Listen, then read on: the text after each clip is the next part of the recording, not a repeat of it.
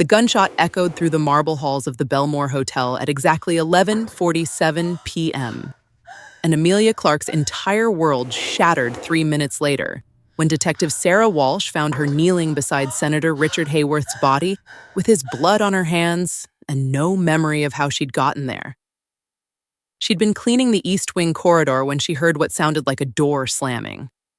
Nothing unusual in a hotel that catered to the city's elite, where important people arrived at all hours, where discretion was currency and questions were never asked. Amelia had learned in her 6 months working at the Belmore to keep her head down, do her job, and ignore the things that happened behind closed doors. But the sound had come from Suite 1847, which she knew was empty. She'd cleaned it herself that afternoon, had stripped the bed and restocked the minibar and left everything perfect for the next guest who wasn't scheduled to arrive until Thursday. So when she heard that slam, when she saw the door standing slightly ajar, every instinct she had screamed at her to walk away, to radio security, to let someone else handle it. Instead, she'd pushed the door open and stepped inside. And that decision destroyed everything. The scene came back to her in fragments, disconnected pieces that didn't fit together into anything that made sense. The senator slumped against the wall beside the bed, his white shirt blooming red across the chest. The smell of gunpowder and something copper sweet that she'd later identify as blood. Her own voice calling his name, her hands reaching for his neck to check for a pulse that wasn't there, her phone falling from her pocket as she knelt beside him. And then Detective Walsh was there with 4 uniformed officers, and they were pulling Amelia away from the body. And someone was reading her rights while someone else was taking photographs. And all Amelia could think was that this couldn't be happening, that there had been some terrible mistake, that any second now she'd wake up in her small apartment across town and realize this was just a nightmare. But it wasn't a nightmare. It was real, and it was getting worse by the second. Detective Walsh was a woman in her mid-40s with steel gray hair and eyes that had seen too much violence to be surprised by any of it anymore. She stood in front of Amelia in the hotel's security office, her expression carefully neutral, and asked the kind of questions that made it very clear she'd already decided Amelia was guilty. "How long have you known Senator Hayworth?" "I don't know him," Amelia said for the 3rd time, her voice steady despite the fact that her hands were shaking so badly she had to clasp them in her lap to hide it. "I've never met him. I clean rooms. I don't interact with guests unless they specifically request something." "But you knew he was staying in Suite 1847. "No, the room was empty. I cleaned it this afternoon. It wasn't occupied." Detective Walsh pulled out her phone and showed Amelia a photograph. Security footage from the hotel's main entrance, timestamp showing 9:15 p.m. that same evening. Senator Hayworth walking through the lobby with a woman whose face was turned away from the camera, but whose uniform was unmistakable. Black dress, white apron, the Belmore's signature look that Amelia wore every day. "That's not me," Amelia said, but her voice sounded weak even to her own ears. The senator checked into Suite 1847 at 9:23 p.m. Detective Walsh continued, her tone almost conversational, like they were discussing the weather rather than a murder. "Hotel records show his keycard was used to access the room at that time. Yours was used at 11:44 p.m., 3 minutes before you called 911. Your fingerprints are on the door handle, on the senator's phone, on his jacket. And when we searched your locker, we found this." She placed an evidence bag on the table between them. Inside was a woman's gold bracelet, delicate and expensive, with an inscription that Amelia couldn't read from this angle, but that she knew, with sick certainty, was going to be connected to the senator somehow. "I've never seen that before," Amelia whispered. "Someone put it there. Someone's framing me." "That's what they all say," Detective Walsh replied, and her expression held something that might have been pity or might have been contempt. "Miss Clarke, you need to understand the position you're in. A United States Senator is dead. The evidence against you is overwhelming. And unless you can provide me with a compelling reason why you went to that room tonight, why your keycard accessed it, why your fingerprints are all over the crime scene, you're going to be charged with murder. So I'm going to ask you one more time. What happened in Suite 1847? Amelia opened her mouth to answer, to explain again that she hadn't done this, that she'd been set up. But before she could speak, the door to the security office opened and a man walked in who made everyone in the room go very, very still. Victor Moretti was not a large man, but he had presence. The kind of presence that made you notice when he entered a space, that made conversations stop and attention shift and people start calculating their exits. He wore a black suit that probably cost more than Amelia made in 6 months, and he moved with the confidence of someone who'd never been told no in his life and wouldn't accept it if he was. Detective Walsh stood up so fast her chair scraped against the floor. "Mr. Moretti, this is a restricted area. You can't be here." "Detective Walsh," Victor said, his voice carrying a slight accent that Amelia couldn't place. Something European that had been smoothed out by years in America, but that still colored certain words. "I'm here to inform you that Miss Clarke is represented by legal counsel, and this interrogation is over." "She hasn't requested a lawyer," Detective Walsh protested. "She's requesting one now," Victor replied, and his eyes moved to Amelia for the first time. They were dark, almost black, and completely unreadable. "Amelia Clarke, do you want legal representation?" Amelia had no idea who this man was or why he was helping her, but she wasn't stupid enough to turn down a lifeline when one was being offered. "Yes, I want a lawyer." Victor smiled, and it didn't reach his eyes. "Then I suggest, Detective, that you release Miss Clarke into my custody while you collect your actual evidence, because everything you have is circumstantial, and we both know it wouldn't survive a preliminary hearing." "She was found at the crime scene with the victim's blood on her hands," Detective Walsh said through clenched teeth. "She was performing first aid on a man she found dying, which any reasonable person would do. Her keycard accessing the room proves nothing except that she works at this hotel and has access to the floor she's responsible for cleaning. And the bracelet you found? I assume you can prove it was purchased by Miss Clarke? That it contains her DNA? That it was in her possession before tonight?" The silence that followed answered that question. Victor's smile widened slightly. "I didn't think so. Miss Clarke is leaving with me. If you want to question her further, you can contact her attorney. I believe you have the number." He extended his hand toward Amelia, and she took it without thinking, letting him pull her to her feet. His grip was warm and steady, and she found herself holding on tighter than was probably appropriate, using him as an anchor while the world spun around her. Detective Walsh looked like she wanted to argue, but something in Victor's expression stopped her. She stepped back, jaw tight, and watched as Victor led Amelia out of the security office, through the hotel's staff corridors, and out into the cold November night, where a black car was waiting with its engine running. The driver opened the back door, without being asked, and Victor guided Amelia inside before sliding in beside her. The door closed, sealing them in leather-scented silence, and the car pulled away from the curb smoothly enough that Amelia barely felt the motion. "Who are you?" she asked, her voice coming out rough. "Why are you helping me?" Victor looked at her, and for the first time, something almost human flickered across his face. "My name is Victor Moretti. I own the Belmore Hotel, and I'm helping you because I know you didn't kill Senator Hayworth." "How could you possibly know that?" "Because I know who did," Victor replied simply. "And I've been watching you for 6 months, Amelia. I know exactly where you were and what you were doing when that senator was shot. The question is, who knew you well enough to frame you for it, and why?"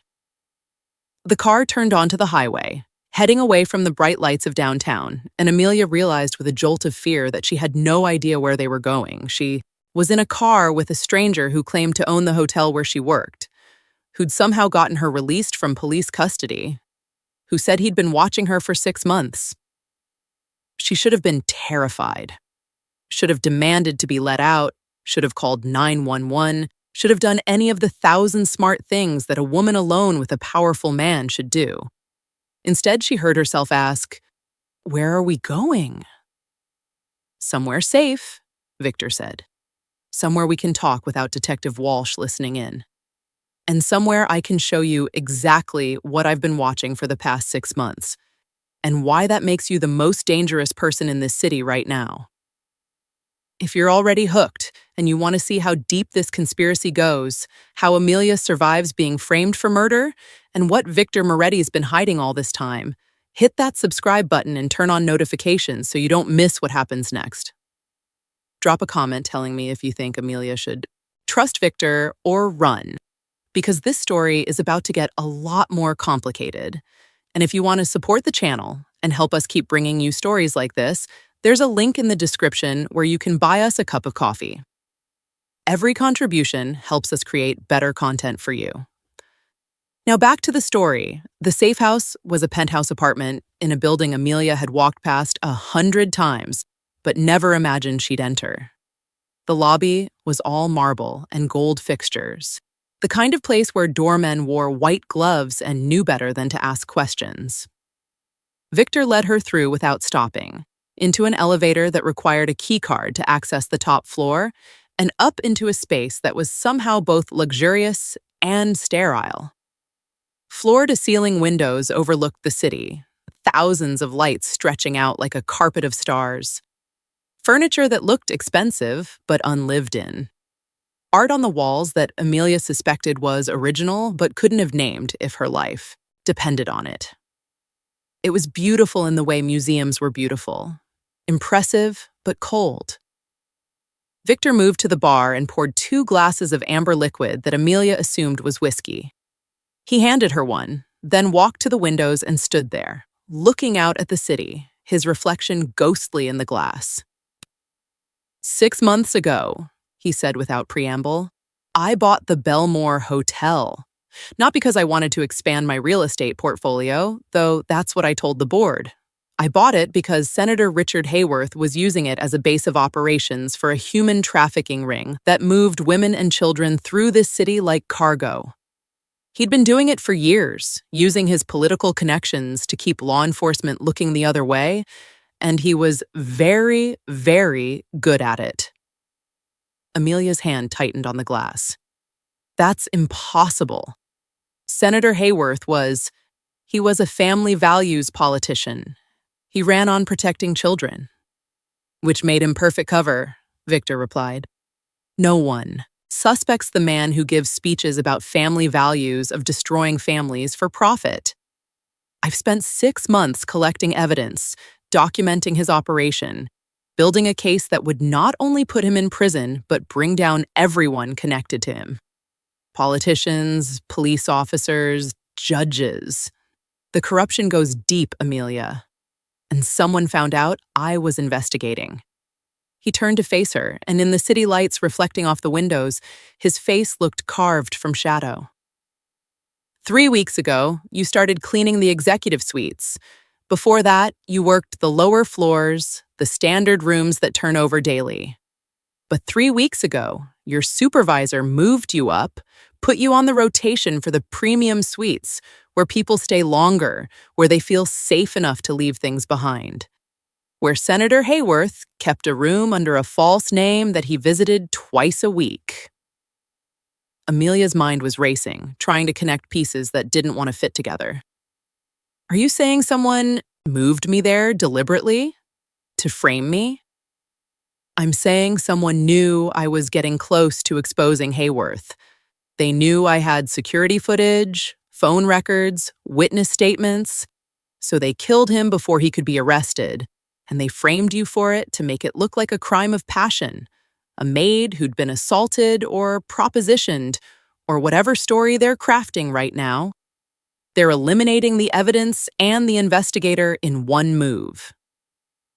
"But I'm not an investigator," Amelia protested. "I'm nobody. I clean rooms." "You're not nobody to me," Victor said quietly, and something in his tone made Amelia look up sharply. He set his glass down and crossed to where she stood, moving with that same predatory grace she'd noticed in the hotel. Up close, she could see the details she'd missed before. The faint scar running from his left eyebrow into his hairline, the way his jaw was just slightly crooked like it had been broken and healed imperfectly. The calluses on his hands, that spoke of violence in his past. "For 6 months," he continued, "I've watched you work. I've seen you stay late when other staff went home, covering shifts for people who were sick, helping the new hires learn the systems. I've watched you slip food from the hotel kitchen into your bag to take home. And before you panic, I know it's because you're feeding your neighbor's kids while their mother works night shifts. I've seen you find wallets and phones and jewelry that guests left behind and turn every single item into lost and found instead of pocketing it like half the staff does. You're kind, Amelia, genuinely kind in a way that's rare in this city. And that made you perfect." "Perfect for what?" Amelia whispered, though part of her already knew the answer. "Perfect to frame," Victor said. "Because you're exactly the kind of person a jury would believe capable of murder if pushed far enough. The struggling single woman working multiple jobs, invisible to the powerful people around her.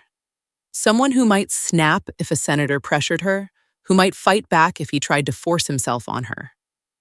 They're going to paint you as a victim who became a killer, and unless we move very, very carefully, they're going to make it stick." Amelia set her glass down because her hands were shaking too badly to hold it anymore. "Who's they? Who's trying to frame me?" "That's what we need to figure out," Victor replied. "But whoever they are, they're connected to Hayworth's operation. They have access to police resources, they can manipulate hotel records, and they knew enough about my investigation to know that killing Hayworth would shut it down. Which means they're either law enforcement or they own someone who is." He moved back to the windows, and Amelia saw his reflection studying her. "I can protect you," he said. "I have resources, connections, people who owe me favors. But you need to trust me, Amelia. You need to believe that I'm on your side even when it doesn't look like it, even when the things I ask you to do don't make sense. Because the people who did this, they're not going to stop with framing you. They're going to come after you to make sure you can't defend yourself. And if they succeed, you won't live long enough to stand trial." Amelia wanted to argue, wanted to insist that she could go to the police, that the truth would come out, that justice would prevail the way it was supposed to. But she'd seen Detective Walsh's face, had heard the certainty in her voice when she'd laid out the evidence. The system wasn't going to save her. The truth wasn't enough when someone had already decided you were guilty. "Why?" she asked. "Why do you care? You said you've been watching me, that you know I didn't do this. But that doesn't explain why you're putting yourself at risk to help me." Victor was quiet for a long moment. When he spoke, his voice was softer than she'd heard it before, almost vulnerable. 10 years ago, I was nobody. Just another kid from a bad neighborhood trying to survive. I got involved with people who promised protection, who said they'd keep me safe if I worked for them. And I did work for them. I did things I'm not proud of, hurt people who didn't deserve it, became exactly the kind of monster my mother prayed I'd never be. He turned to face her fully, and in the low light, his eyes were almost gentle. But there was this woman, a social worker who kept showing up, who kept trying to help even when I told her to leave me alone. She saw something in me that I couldn't see in myself, something worth saving. And she died trying to save it. She went to the police with information about the organization I worked for, and they killed her for it. Made it look like a mugging gone wrong. And I couldn't do anything to stop it because I was one of them. His jaw tightened, and Amelia saw the muscle there jump. "I see that same quality in you that I saw in her, Amelia. That goodness, that refusal to look away from suffering even when it would be easier." And I won't let what happened to her happen to you. I won't stand by and watch another good person get destroyed by people who don't deserve to breathe the same air as them. So yes, I'm going to protect you, and yes, I'm going to find out who framed you, and when I do, I'm going to make sure they regret ever learning your name. There was violence in those words, a promise of retribution that should have frightened Amelia. But instead, she felt something else entirely. Safety.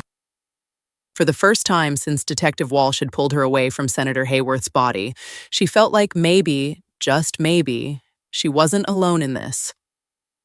Okay, she said quietly. I'll trust you, but I need to know what we're doing. I need to understand the plan.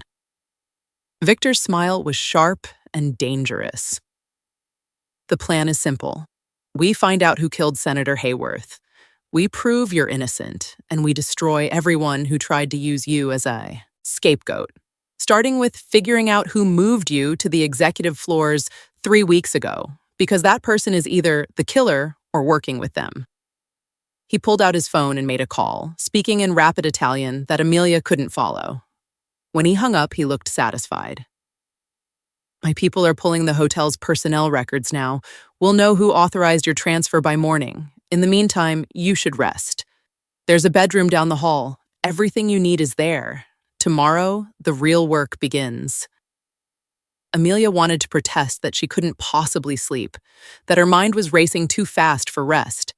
But her body had other ideas, and she found herself nodding, exhaustion crashing over her like a wave. The bedroom Victor indicated was as impersonal as the rest of the apartment. But the bed was comfortable, and the door had a lock, which made her feel marginally safer. She lay down fully clothed, staring at the ceiling, trying to process everything that had happened in the past 4 hours. She'd been accused of murder, rescued by a man who claimed to have been watching her for months, brought to a safe house to hide from people who wanted her dead. It was insane. All of it was completely insane. And yet, as she finally drifted off to sleep, the last thought that crossed her mind was that Victor Moretti's eyes, when he'd talked about the social worker who died, had held the same kind of pain she felt when she thought about her own losses. He understood, and somehow that mattered. Morning came too quickly. Amelia woke to sunlight streaming through windows she didn't remember opening, and the smell of coffee strong enough to wake the dead. She followed the scent into the main living area and found Victor at the dining table, surrounded by papers and laptop screens, looking like he'd been awake for hours. "Coffee's fresh," he said without looking up. "There's food in the kitchen if you're hungry."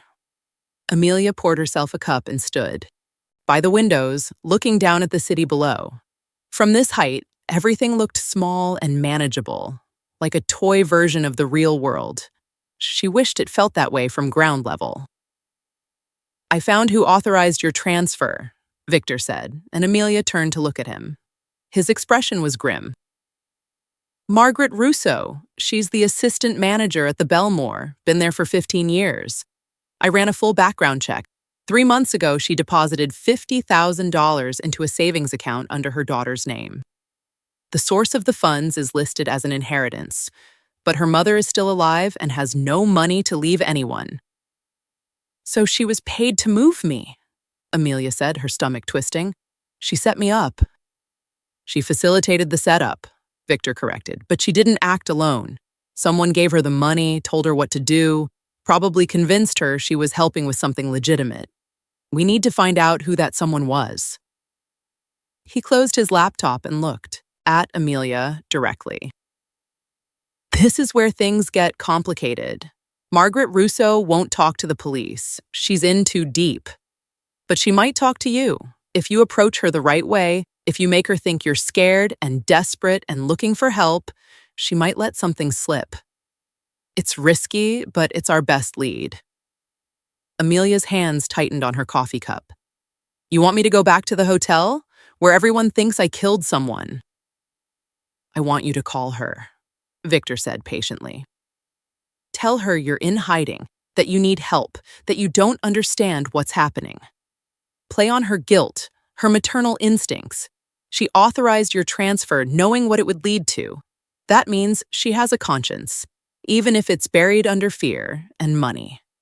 We can use that. It made a terrible kind of sense. Amelia thought about Margaret Russo, a quiet woman in her 50s who'd always been kind to the cleaning staff, who remembered people's birthdays and asked about their families. She'd seemed genuinely nice, which made the betrayal even worse. What do I say? Victor handed her a phone, a burner, he explained, untraceable. You're scared. You don't know what to do. You heard through the grapevine that Margaret was the one who moved you to the executive floors, and you want to know why. Keep her talking, get her to admit who told her to do it. I'll be listening on another line, recording everything. Amelia took the phone, her heart pounding. She'd never been good at lying, had always been the kind of person who wore her emotions on her face. But Victor was right. This might be their only chance to get information before whoever framed her made their next move. She dialed Margaret's number, which Victor had written on a slip of paper. It rang 3 times before a familiar voice answered, sounding tired and wary. Hello? Margaret, it's Amelia. Amelia Clarke. There was a sharp intake of breath. Amelia, oh God, where are you? The police are looking for you everywhere. I'm hiding, Amelia said, and she didn't have to fake the tremor in her voice. Margaret, I didn't kill that senator. I swear to you I didn't do it. But someone's framing me, and I don't understand why. I need your help. I can't help you, Margaret said quickly. You need to turn yourself in. If you run, it just makes you look guilty. I didn't run. Someone took me, Amelia lied. A man, he said he worked for the senator, that I was in danger.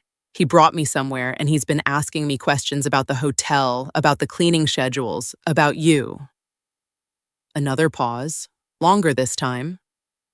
When Margaret spoke again, her voice was shaking. About me? Why would he ask about me? Because you're the one who moved me to the executive floors, Amelia said, pressing the advantage. I've been thinking about it, Margaret. I've worked at the Belmore for 6 months, and I was always assigned to the lower levels. Then 3 weeks ago, you changed my assignment. Right around the time Senator Hayworth started staying in Suite 1847. That's not a coincidence, is it? Amelia, I don't know what you're talking about. Please, Amelia begged, and now the tears in her voice were real. Please, Margaret, I'm so scared. I don't understand what's happening. If you know something, if someone told you to move me, I need to know who it was. I need to understand why they're doing this to me. The silence stretched out so long that Amelia thought Margaret had hung up. Then finally, a broken whisper. I didn't know they were going to kill him. I swear, Amelia, I didn't know. They told me it was an investigation, that they needed someone trustworthy on that floor to keep an eye on things. They said you'd been vetted, that you were perfect for it. I thought I was helping. Who told you that? Amelia pressed. Who vetted me? I can't. If I tell you, they'll know I talked. They'll what, Margaret? What did they threaten you with? Another long silence. Then, so quietly, Amelia almost missed it. My daughter. They know where she lives, where she works, where she takes her kids to school. They said if I didn't cooperate, if I said anything to anyone, they'd hurt her. I had to protect her, Amelia. You understand that, don't you? You'd do the same thing. Amelia's throat tightened with a mixture of fury and pity. I understand. But Margaret, they're going to kill me. They framed me for murder, and they're going to make sure I don't live long enough to prove I'm innocent. If you don't help me, I'm dead. Is that what you want?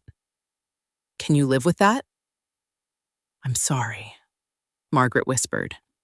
I'm so sorry, Amelia, but I can't help you. I can't risk my daughter. Please don't call me again. The line went dead. Amelia lowered the phone, her hands shaking with adrenaline and anger.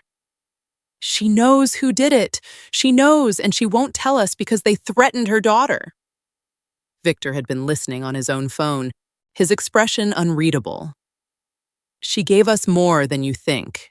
She confirmed the framing was planned weeks in advance, that you were specifically chosen and vetted. That means whoever's behind this has significant resources and detailed knowledge of the hotel operations. And she said they, not he or she. Multiple people are involved. He stood and started pacing, his mind clearly working through possibilities. The trafficking ring Hayworth ran wasn't a one-man operation. He had partners, people who helped move the victims, who provided locations, who paid off officials.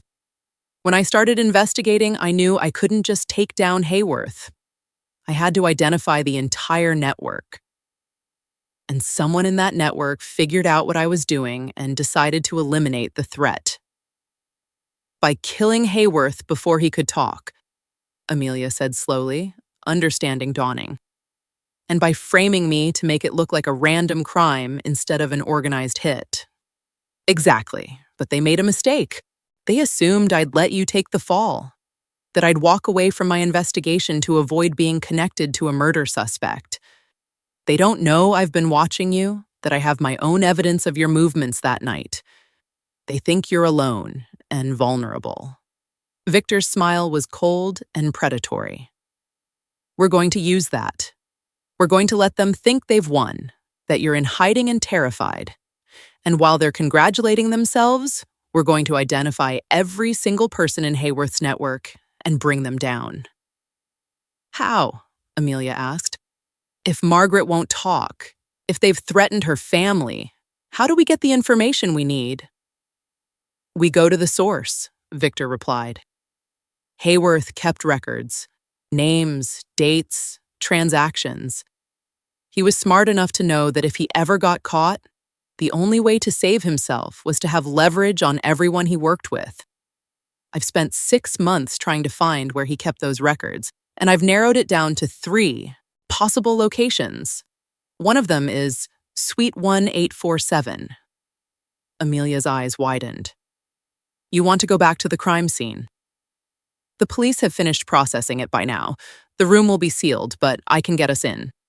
If Hayworth's records are there, we take them. If they're not, we move to the next location. But Amelia, this is dangerous. If we're caught, I can't protect you from a breaking and entering charge on top of murder. You'd be guaranteed prison time. I'm already guaranteed prison time if we don't prove I'm innocent, Amelia pointed out. At least this way, I'm doing something instead of just hiding. When do we go? Victor looked at her with something that might have been respect. Tonight, after midnight, when the hotel is quietest, wear dark clothes and comfortable shoes. And Amelia? Yes? If something goes wrong, if we get separated, or if the police show up, you run. You don't wait for me, you don't try to help me. You just run and get as far away as possible. I can handle the consequences. You can't. It should have been reassuring, the idea that Victor was willing to sacrifice himself to keep her safe. Instead, it just made Amelia realize how deep into this mess she'd already fallen. She was planning to break into a crime scene with a man who'd admitted to being part of organized crime, looking for evidence that could bring down a trafficking network, all while being wanted for murder. This was insane. Completely insane. But it was also the only option she had. The Belmore Hotel looked different at 2 a.m. The same marble and gold fixtures, the same elegant facade, but emptier, quieter, like a stage set waiting for actors who'd all gone home.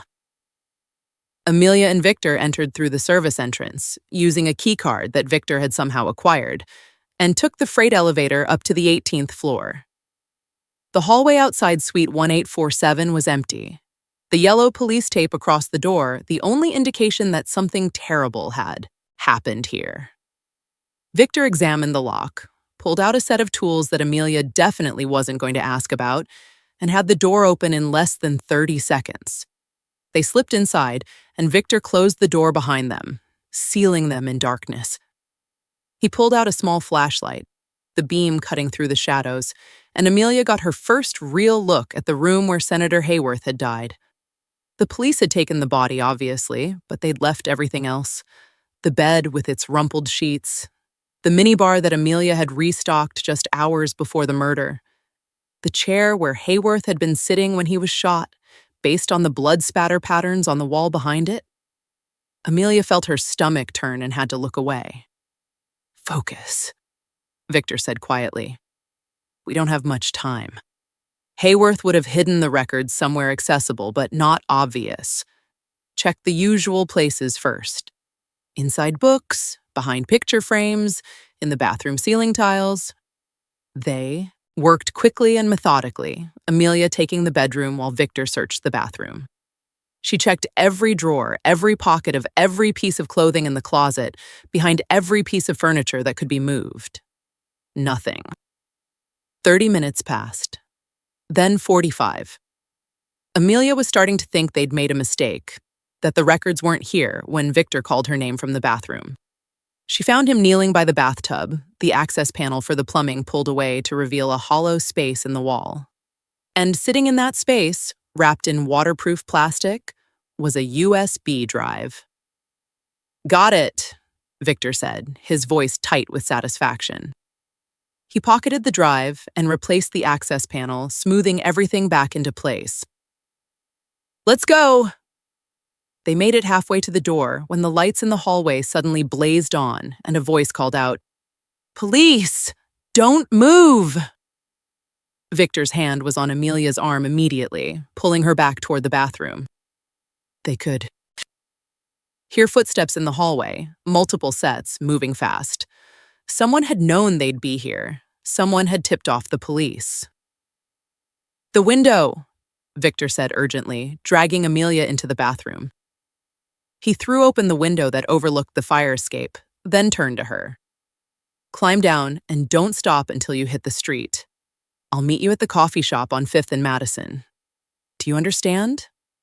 "What about you?" Amelia demanded, but Victor was already pushing her toward the window. "I'll be fine. Go, now." The apartment door burst open just as Amelia climbed out onto the fire escape. She heard shouting, heard Victor's voice raised in argument, and then she was climbing down as fast as she could, the metal stairs clanging under her feet, her heart pounding so hard she thought it might break through her ribs. She made it to the street and ran, not looking back, ducking into alleys and side streets, moving purely on instinct and adrenaline.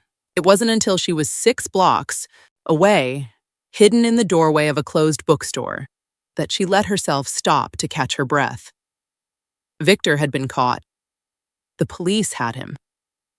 And she was alone again, carrying a USB drive that might contain the evidence they needed, but with no way to access it, and no idea if Victor would be able to talk his way out of this, or if she'd just lost the only ally she had. Amelia pulled out the burner phone Victor had given her, her hands shaking. She should run, should take the USB drive and disappear, find a way to get the information to someone who could use it. But the thought of abandoning Victor, after everything he'd done to help her, made her feel physically sick. She was still trying to decide what to do when the phone rang, an unknown number. She answered it, her voice barely a whisper. "Hello?" "Miss Clarke." The voice was male, cultured, with the faintest hint of an accent. "My name is Detective Marcus Kane. I work in internal affairs, and I've been investigating Senator Hayworth's trafficking operation for the past 8 months. I know you didn't kill him. I know you were framed. And I know you're currently in possession of evidence that could help us take down the people responsible. But you need to trust me.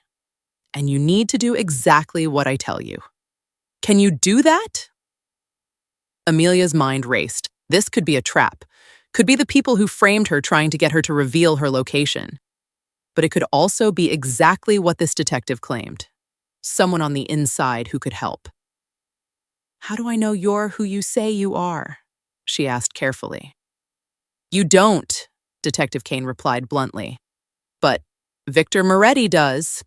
He called me from police custody 10 minutes ago and told me to find you, to get you somewhere safe, and to tell you that the USB drive you're carrying needs to be analyzed by someone you can trust.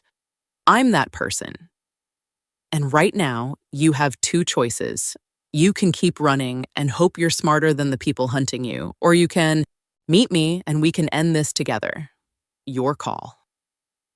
Amelia thought about Victor, sitting in a police station, probably being interrogated about breaking into a crime scene. Thought about Margaret Russo, too afraid to help because someone had threatened her daughter. Thought about all the victims of Hayworth's trafficking ring, people who'd never gotten justice because the system was too corrupt to give it to them. "Where do I meet you?" she asked. Detective Kane gave her an address, a parking garage downtown. Amelia memorized it, hung up, and started moving. She had no idea if she was making the right choice or walking into a trap, but she was tired of running, tired of being hunted. If this was her chance to fight back, she was going to take it. The parking garage was mostly empty at 3 a.m, just a few cars scattered across multiple levels. Amelia found Detective Kane on the 4th floor, leaning against an unmarked sedan, wearing jeans and a jacket that did nothing, to hide the gun on his hip. He was younger than she'd expected, maybe 40, with salt and pepper hair and the kind of weathered face that suggested he'd seen too much violence for too long. But his eyes were kind, and when he saw her, he didn't reach for his weapon, just straightened up and waited for her to approach. "Amelia Clarke," he said when she was close enough. "Thank you for trusting me. I know how hard that must have been." "Victor called you," Amelia said. It wasn't a question. "He did. We've been working together on the Hayworth investigation, sharing information through back channels. Victor handles the parts I can't touch as a cop, and I handle the parts that need to stay legal. It's not a perfect system, but it's kept both of us alive this long." He gestured toward the sedan. "Get in. We need to see what's on that USB drive, and I know a place where we can do it safely." Amelia hesitated for just a second, then climbed into the passenger seat. Detective Kane got behind the wheel and pulled out of the parking garage, heading toward the industrial district on the city's east side. "Victor's going to be released in about 2 hours, Kane said as he drove. "I pulled some strings, called in some favors. They can't hold him for breaking and entering when the hotel owner gave him permission to be there, and that's the story he's sticking with." "But Amelia, you need to understand something. The people who framed you, they're not going to stop just because we found Hayworth's records. They're going to escalate. They're going to come after you harder, and they're going to use every resource they have to make sure you don't survive this." "Who are they?" Amelia asked. "Victor said it was people in Hayworth's network, but he didn't have names." "That's what we're about to find out," Kane replied. He pulled into an abandoned warehouse, the kind of place that looked like it hadn't been used in decades, and parked inside. "Come on, we've got a tech specialist waiting." The specialist was a woman in her 30s with purple hair and enough piercings to set off a metal detector from across the room. She introduced herself as Riley, didn't offer a last name, and had the USB drive plugged into a laptop within seconds of Kane handing it to her. "Encrypted," she announced, her fingers flying across the keyboard. "But not as well as it should be. Hayworth probably thought location was better security than digital protection. Give me 20 minutes. They waited in tense silence while Riley worked. The only sound the clicking of keys and the occasional muttered curse when she hit a particularly stubborn firewall. Amelia found herself watching Detective Kane, studying the way he paced, the tension in his shoulders that suggested he was more worried than he was letting on. "You said you've been investigating Hayworth for 8 months, she said. "Did you know Victor before that?" Kane glanced at her, seeming to weigh how much to reveal. Then he sighed. "I've known Victor Moretti for 10 years. We grew up in the same neighborhood, went to the same schools. He went one way, I went another. But we stayed in touch because sometimes the only way to take down the really bad people is to have someone on the inside who can do the things cops can't. Is that what Victor is? Someone on the inside? Victor is complicated, Kane said carefully. He's done things I can't condone, hurt people in ways I can't forgive. But he's also saved more lives than you'd think, stopped more trafficking operations than my entire department combined. He walks a line between criminal and vigilante, and I honestly don't know which side he'll end up on when this is all over. But I trust him. And right now, that's what matters. Got it! Riley called out, and both Amelia and Kane rushed over to look at the laptop screen. What they saw there made Amelia's blood run cold. Hayworth's records were comprehensive. Names, dates, amounts, paid, services rendered. But it wasn't just about trafficking. Hayworth had been running multiple operations: blackmail, money laundering, political corruption, and the people on his client list read like a who's who of the city's power structure. Judges, city council members, police captains, CEOs, all of them buying and selling human beings or covering up the fact that other people were, and all of them paying Hayworth to keep their secrets. Jesus, Kane breathed. This goes deeper than we thought. Half the city government is on here. Not just government, Riley said, scrolling through the files. Look at this. Hayworth was being paid by the Costello family. That's organized crime. Real organized crime, not Victor's boutique operation. If the Costellos are involved, that explains the resources, the ability to manipulate evidence, everything. Amelia stared at the screen, her mind racing. They killed Hayworth because he was about to be exposed. They killed him and framed me to make it look random, to keep anyone from digging into his records. If I go to prison or die, the investigation dies with me.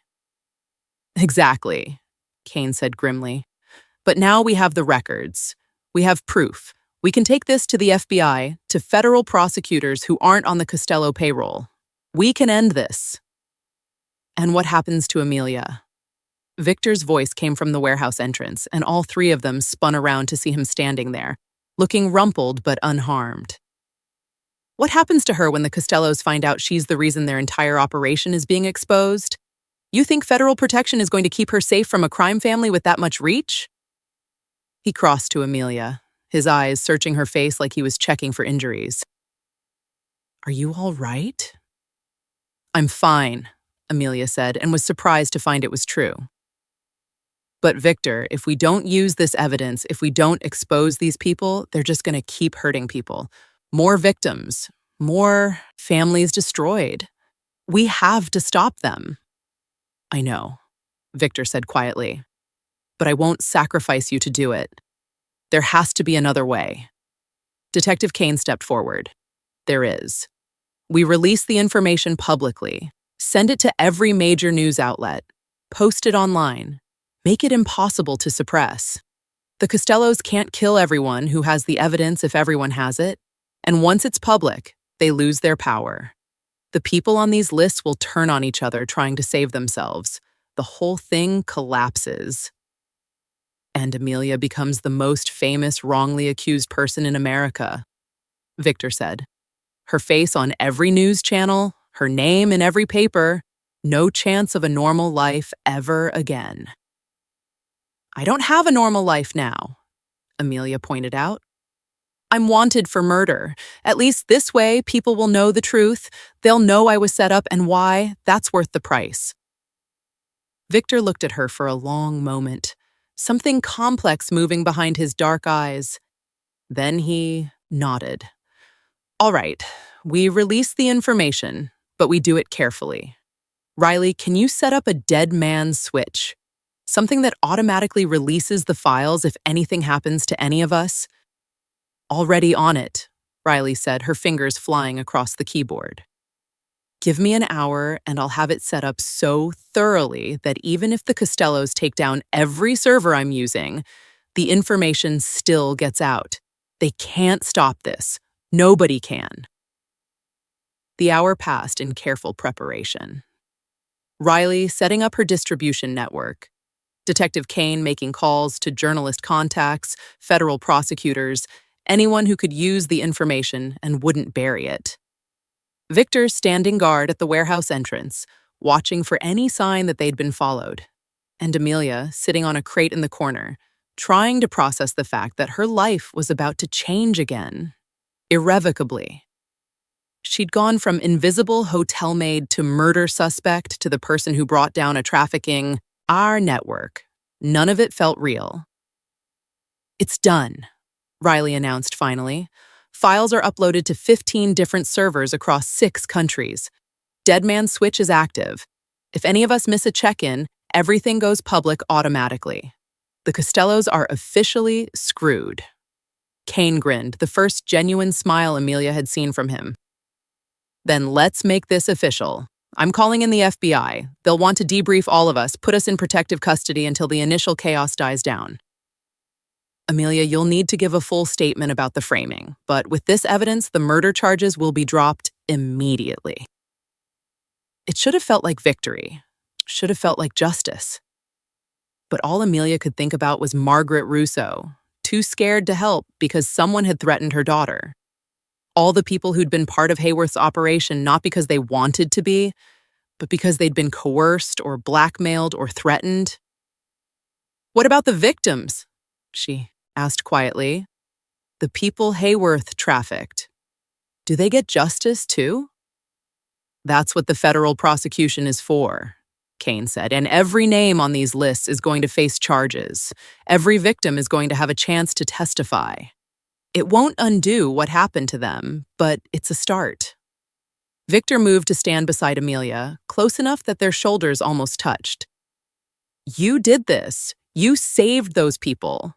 You should be proud." "I didn't do anything except get framed for murder," Amelia protested. "You're the one who investigated, who found the evidence, who protected me." "I found evidence," Victor corrected. "But you're the one who had the courage to trust a stranger, to walk into danger, to keep fighting when anyone else would have given up. That matters, Amelia. That's what's going to bring these people down. Not the files or the FBI or any of it. Your refusal to be a victim." The warehouse door exploded inward with a deafening crash, and suddenly there were men everywhere, armed men in tactical gear moving with military precision.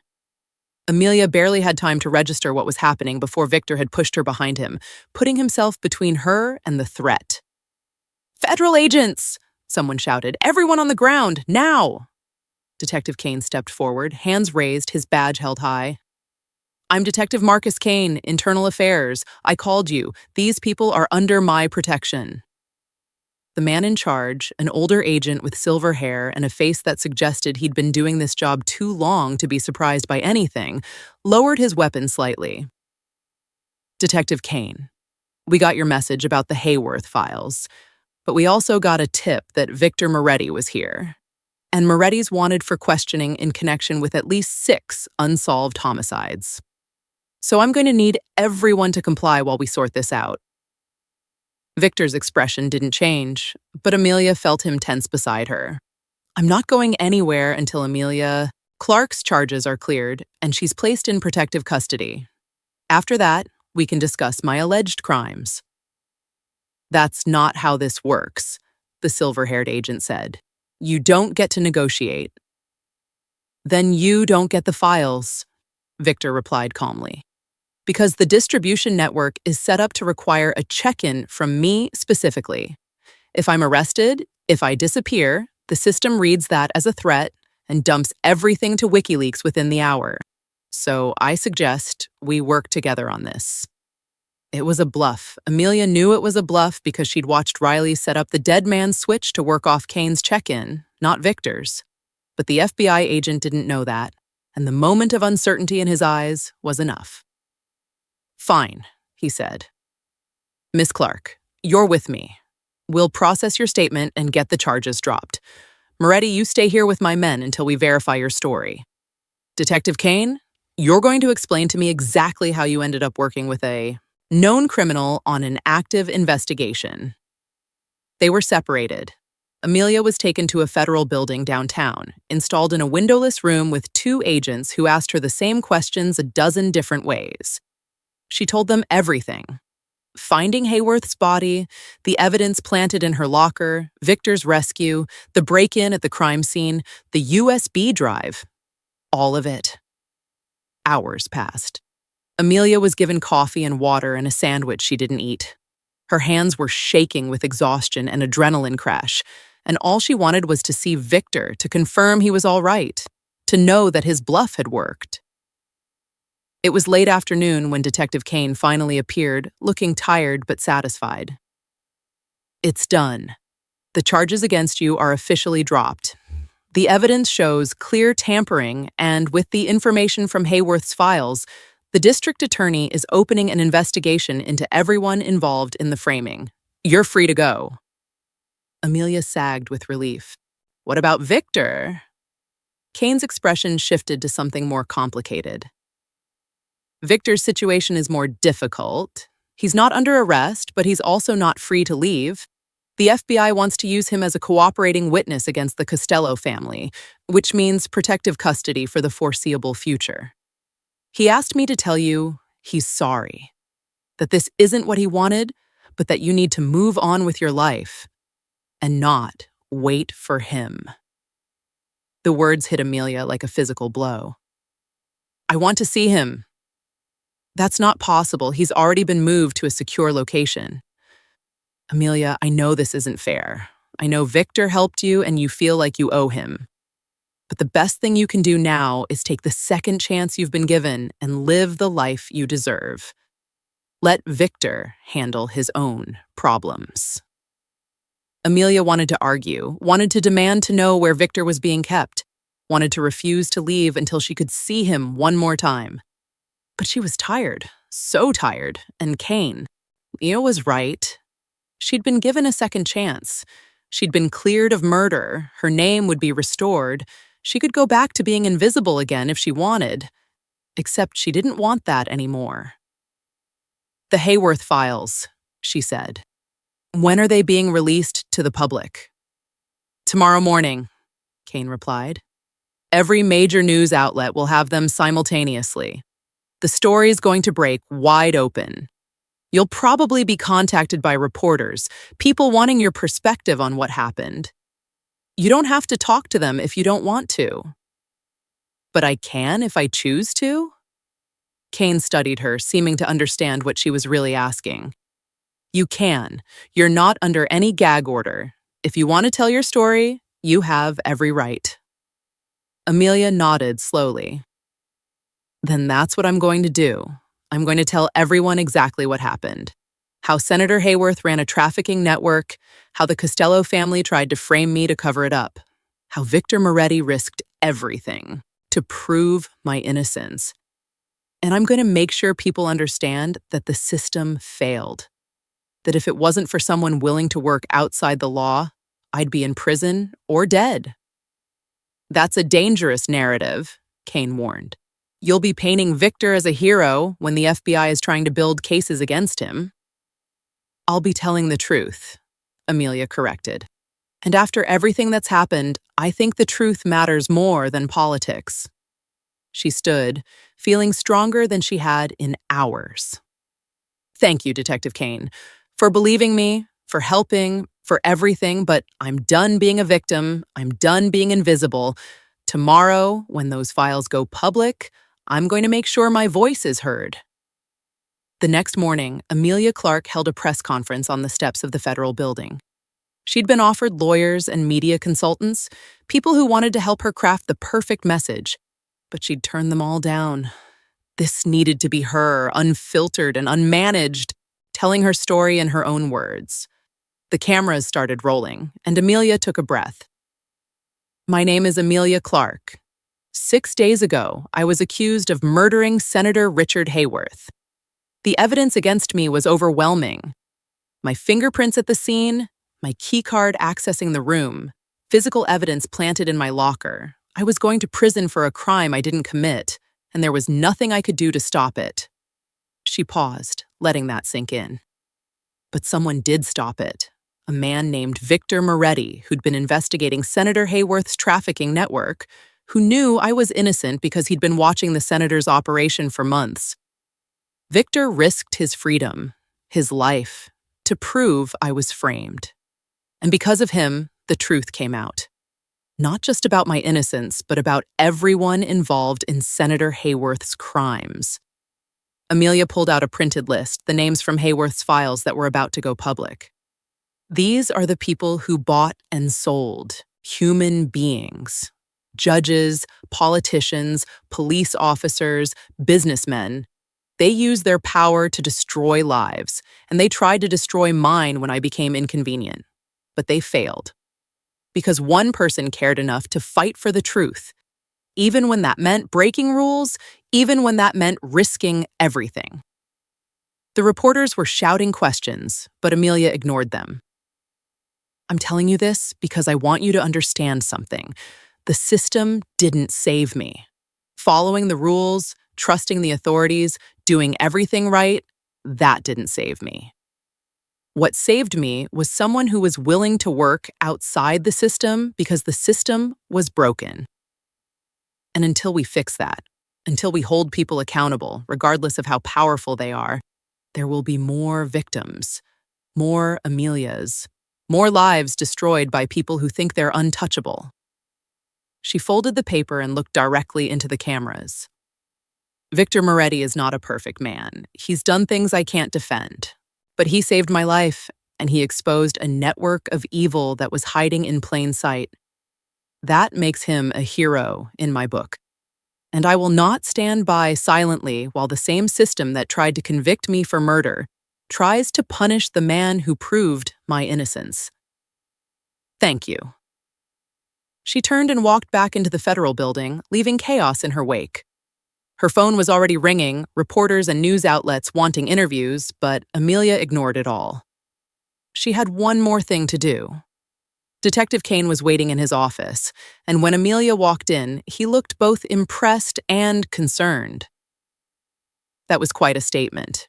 You know you just made yourself a target for every person on Hayworth's client list who hasn't been arrested yet. I know, Amelia said. That's why I need to see Victor. I need to coordinate with him, make sure we're both protected, make sure the story doesn't die before everyone responsible is held accountable. Kane sighed, but he didn't argue. He's being held at a safe house in Maryland. Federal protection while they work out the details of his cooperation agreement. I can get you there, but Amelia, you need to understand something. Victor's world is dangerous. The people he's testifying against, they're not going to stop coming after him just because he's helping the FBI. And if you stay close to him, that danger extends to you. I've been in danger since the moment I found Senator Hayworth's body, Amelia pointed out. At least this way. I'm choosing it instead of having it forced on me. The safe house was a nondescript building in a suburb 40 miles from the city, the kind of place designed to be forgettable. Kane drove her there personally, cleared her through 3 separate security checkpoints, and finally left her in a living room that looked like it had been furnished from a catalog without any actual taste or personality. Victor appeared a few minutes later, escorted by a federal agent who positioned himself by the door and made no pretense of giving them privacy. He looked tired, his suit replaced by jeans and a t-shirt, but his eyes lit up when he saw Amelia in a way that made her heart skip a beat. You shouldn't be here, he said, but there was no real conviction in it. I saw your press conference, Victor continued, moving closer. That was dangerous, Amelia. You painted a target on your back. I told the truth, she replied, and I'm not hiding anymore. I'm not going back to being invisible, to being someone who just accepts what happens to them. You taught me that. You showed me that sometimes the right thing to do is the dangerous thing. Victor's expression softened. I never wanted to put you in danger. You didn't. You saved me from danger. Everything else I'm choosing, including this. She closed the distance between them, and when she kissed him, she felt Victor tense with surprise before he pulled her closer, his hands gentle despite the strength she knew they held. The federal agent by the door cleared his throat loudly, but neither of them pulled away. When they finally broke apart, Victor rested his forehead against hers. "I don't know how this ends, Amelia. The FBI wants me to testify against the Costellos, which means months or years of trials. I might end up in prison anyway for the things I've done. I can't promise you a future." "I don't need promises," Amelia said. "I just need to know that we're in this together, that whatever comes next, we face it the same way we faced everything else. As a team." Victor smiled, and it was the first genuine smile she'd seen from him. "Then, we're a team. But Amelia, I need you to be smart about this. The Costellos are going to retaliate. They're going to come after everyone involved in exposing Hayworth's network. You need protection." "So do you," Amelia pointed out, "which is why I'm staying. Not here, obviously. The FBI won't let me move in, but close enough to help. Close enough to make sure you're not facing this alone." She pulled back enough to look him in the eyes. "You spent 6 months watching over me, keeping me safe even when I didn't know you existed. Now it's my turn. I'm going to watch over you. And when this is all over, when the trials are done and the Costellos are in prison and we can finally breathe again, we're going to figure out what comes next. Together." Victor looked at her with an expression that was equal parts wonder and something deeper, something that looked almost like love. "You're remarkable. You know that?" "I'm just a maid who got framed for murder," Amelia said. "You're the one who's remarkable." "No," Victor said softly. "You were never just a maid. You were always extraordinary. I just helped you see it." The federal agent cleared his throat again, louder this time. "Miss Clarke, I'm going to need you to wrap this up. Mr. Moretti has a meeting with federal prosecutors in 20 minutes. Amelia nodded and stepped back, but she kept hold of Victor's hand. "I'll be back tomorrow, and the day after that. Every day until you're free. You're not alone in this, Victor. Not anymore." "Neither are you," Victor replied. "We'll get through this, Amelia. Together." She left the safe house feeling lighter than she had in days.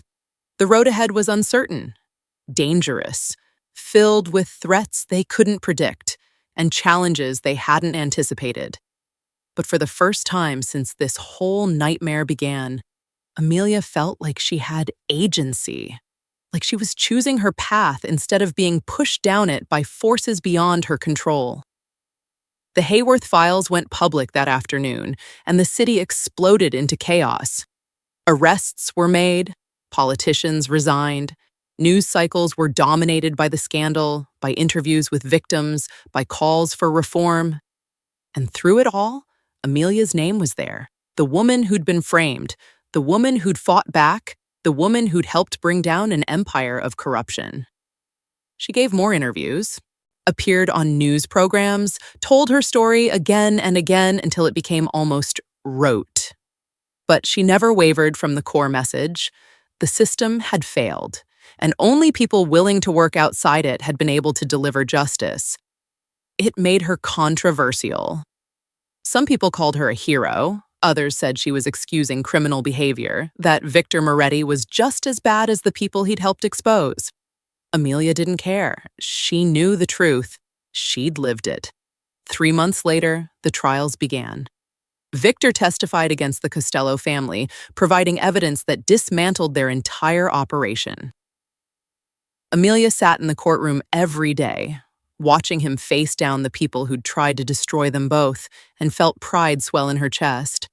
The prosecution offered Victor a deal: testify against everyone involved, and they'd reduce his charges to time served plus probation. He'd be free, under supervision, but free. Victor took the deal. On the day he was released, Amelia was waiting outside the federal building. She'd thought about what to say, how to greet him, what their first moment of real freedom would look like. But when she saw him walk through those doors, All her carefully planned words disappeared. She ran to him and he caught her, and they stood there on the steps holding each other while cameras flashed and reporters shouted questions, and the whole world watched two people who'd survived hell finally get their moment of peace. "What now?" Victor asked, his voice rough with emotion. Amelia pulled back enough to see his face, to see the hope and fear and love written there. "Now we live," she said. "Really live. Not hiding, not running, not looking over our shoulders. We find an apartment that's actually ours. We get jobs doing things we care about. We have dinners and arguments and boring Tuesday evenings watching TV. We be normal." Victor laughed, and it was the most beautiful sound Amelia had ever heard. "I've never been normal in my life." "Then we'll figure it out together," Amelia said at Sweet. "That's what teams do." They walked away from the federal building hand in hand, and Amelia felt lighter with every step. The future was uncertain. There would be challenges, threats, moments when the past came back to haunt them. But they'd face it together. She'd started this journey as an invisible maid, someone the world looked through without seeing. She'd been framed, hunted, nearly destroyed. But she'd survived. More than survived. She'd fought back, exposed corruption, helped bring down a trafficking network. And she'd found someone who saw her, really saw her, not as a victim or a tool, but as a partner. That was worth every risk, every danger, every terrifying moment, because Amelia Clarke was done being invisible, and Victor Moretti was done being alone. Together, they were going to build something new, something better, something real. And no one, not the Costellos, not the corrupt system, not anyone, was going to take that away from them. If you've made it this far in this story, if you felt every moment of fear and hope and triumph with Amelia and Victor, do me a favor, hit that subscribe button and turn on notifications. Drop a comment telling me what you thought about Amelia's journey, whether you'd have made the same choices she did. And if you want to support this channel and help us create more stories that will keep you on the edge of your seat, there's a link in the description where you can buy us a cup of coffee. Every contribution matters and helps us bring you better content. Now let me tell you what happened next. 1 year after the trials ended, Amelia and Victor stood in front of a small house on a quiet street in a neighborhood that was neither rich nor poor, just normal. The kind of place where people knew their neighbors and kids played in the yards, and life happened at a pace that felt human. "This is it," the realtor said, unlocking the front door. 2 bedrooms, 1.5 baths, updated kitchen, small backyard. It's not fancy, but it's solid. Amelia and Victor walked through the empty rooms, their footsteps echoing on hardwood floors. It was nothing like the penthouse where Amelia had hidden, nothing like the safe house where Victor had been kept. It was ordinary. Perfect. "What do you think?" Victor asked, watching Amelia run her hand along the kitchen counter. "I think it's home," she replied. "Or it could be, if we make it that." They bought the house that afternoon, spent the next month furnishing it with things they chose together, building a life that belonged to both of them. Victor got a job consulting for a security firm, using his knowledge of criminal operations to help protect businesses. Amelia went back to school, studying social work, wanting to help people who'd fallen through the same cracks she had. They were building something normal, something real. But the past didn't let go easily. It was a Tuesday evening, 6 weeks after they'd moved in, when Amelia came home to find Victor sitting in the dark living room, holding his phone with an expression she hadn't seen since the trials. "What's wrong?" she asked immediately. Victor held up the phone, showing her a text message from an unknown number. "We know where you live. We know what you did. You took everything from us. Now we're taking everything from you, the Costellos, or what was left of them. The trials had destroyed the family's power structure, sent most of them to prison, but there were always survivors, always people nursing grudges and planning revenge. Amelia's first instinct was fear, the cold grip of terror that came from knowing dangerous people wanted her dead. But underneath the fear was something harder, sharper: anger. "No," she said firmly. "No, we're not doing this. We're not running. We're not hiding. We're not letting them control our lives. Amelia, this is a direct threat." "I know what it is," she cut him off. "And I'm saying we don't run. We call Detective Kane. We turn over the message. We let the FBI handle it. But we don't let them win by making us afraid." Victor looked at her for a long moment, then nodded. "You're right. We call Kane." Detective Kane arrived within an hour, along with 2 FBI agents who took the phone and started tracing the message. They explained that the remaining Costello associates were being monitored, that threats like this were expected but taken seriously, that Amelia and Victor would be given additional protection. "How long?" Amelia asked.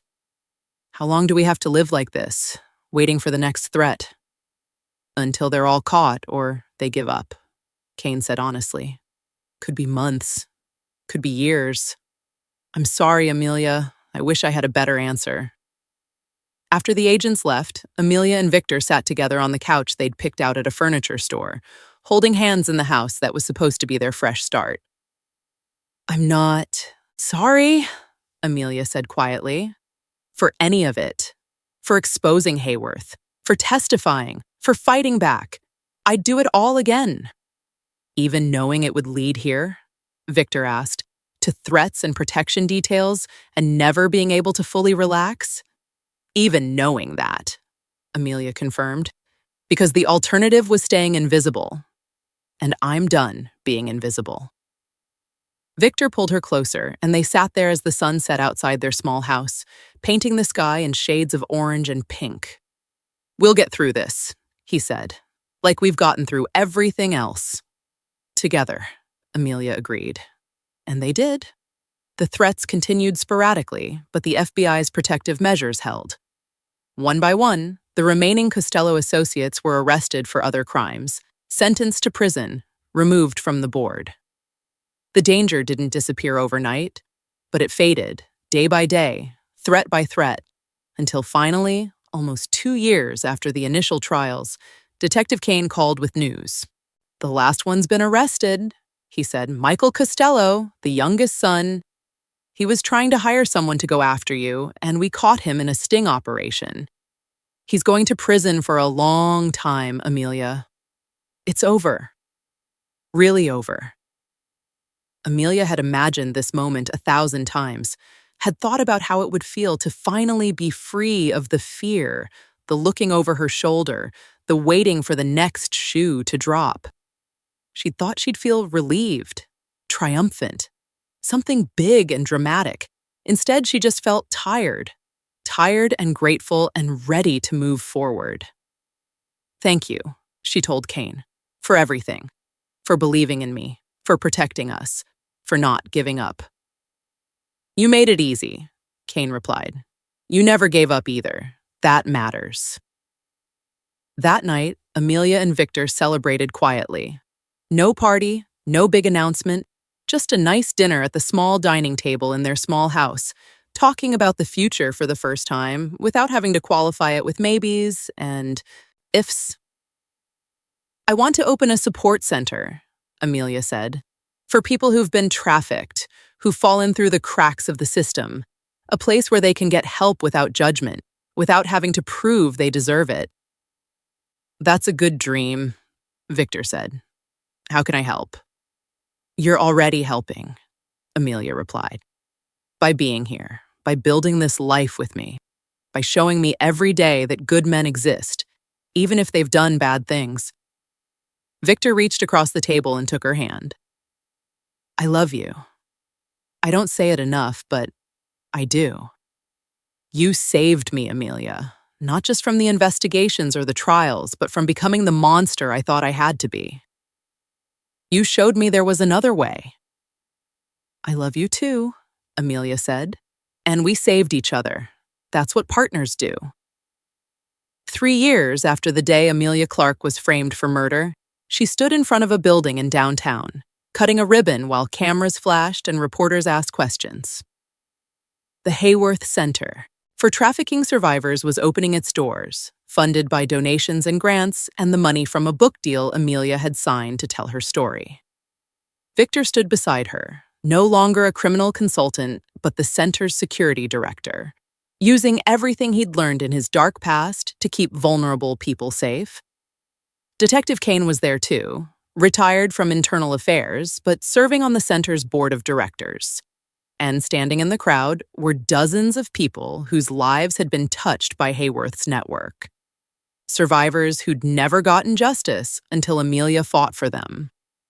Families who'd lost loved ones and finally had answers. People who'd been invisible, just like Amelia had been, and were finally being seen. This center exists because one person refused to accept injustice, Amelia said into the microphone, her voice steady and strong. Because one person decided that being framed for murder wasn't going to be the end of her story. It was going to be the beginning. We all have that power to fight back, to stand up, to refuse to be victims. And when we do, when we find the courage to be seen, we change the world. She cut the ribbon and the crowd applauded, and the Hayworth Center opened its doors to its first clients. That night, as Amelia and Victor drove home to their small house on their quiet street, Amelia looked out the window at the city lights and thought about how far she'd come. From invisible maid to murder suspect to advocate and survivor. From being someone things happened to being someone who made things happen. It hadn't been the life she'd planned, but it was the life she'd built, brick by brick, choice by choice, fight by fight, and she wouldn't trade it for anything. "What are you thinking about?" Victor asked, glancing over at her. "That I'm happy," Amelia said simply. "For the first time in my life, I'm exactly where I'm supposed to be, doing exactly what I'm supposed to be doing, with exactly the person I'm supposed to be with. That's enough." Victor smiled and reached for her hand. "That's everything." They drove home together, two people who'd survived the worst and found each other in the aftermath, ready to face whatever came next. Because they'd learned the most important lesson: you don't need to be perfect to deserve love, justice, or a second chance. You just need to be brave enough to fight for it. And Amelia Clarke, the maid who was framed for murder, who brought down a trafficking network, who built a life from the ashes of everything she'd lost, was the bravest person Victor Moretti had ever known. She was extraordinary, and she was his. And that, in the end, was the best revenge of all.